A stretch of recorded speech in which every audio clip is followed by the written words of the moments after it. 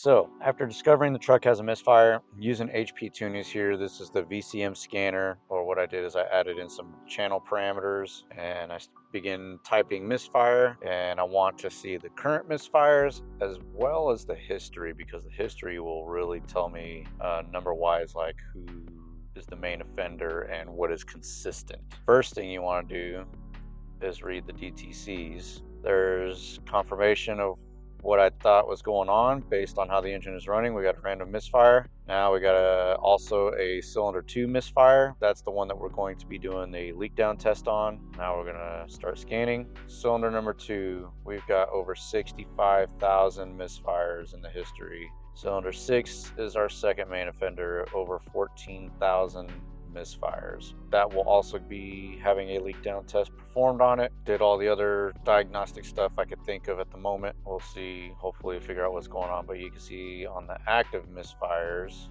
cylinder 2 is just racking them up. Cylinder 6 has got a few.